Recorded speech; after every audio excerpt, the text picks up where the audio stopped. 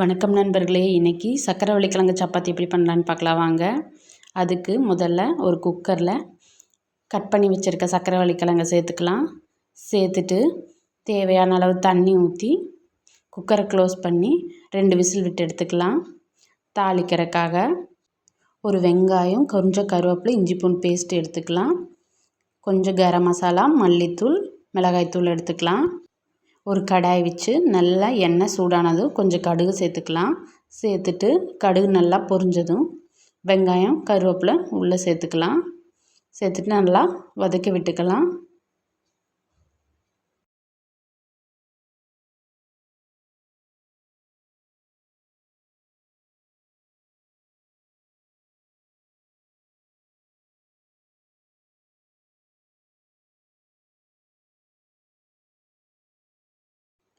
நல்லா வதங்கினதுக்கப்புறமா இஞ்சி பூண்டு பேஸ்ட்டு சேர்த்துக்கலாம்.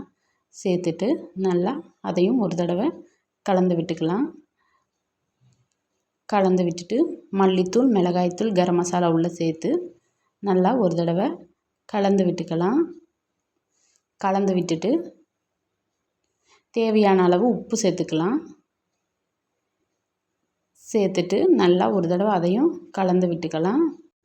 வேக வச்சு ஸ்மாஷ் பண்ணி வச்சுருக்க சக்கரவள்ளி கிழங்கை உள்ளே சேர்த்து நல்லா கிளறி எடுத்துக்கலாம். நல்லா கிளறி இந்த மாதிரி எடுத்துக்கலாம். Stuffing ready. இப்போது கொஞ்சமாக மாவு எடுத்து தேய்ச்சி நடுவில் இதை கொஞ்சம் ஸ்டஃபிங்கை வச்சு நல்லா சாஃப்டாக தேய்ச்சி எடுத்துக்கலாம். தோசைக்கல்லை ஹீட் பண்ணிவிட்டு இதை சேர்த்துக்கலாம். கொஞ்சம் மேலால் 2 சைடும் ஆயில் அப்ளை பண்ணிக்கலாம். ஆயில் அப்ளை பண்ணிட்டு இந்த மாதிரி வந்ததுக்கப்புறமா டிஃபனை பேக் பண்ணிக்கலாம். ஃபுல் வீடியோ சிவின் யூடியூப்பில் இருக்குது, செக் பண்ணி பாருங்கள். தேங்க்யூ.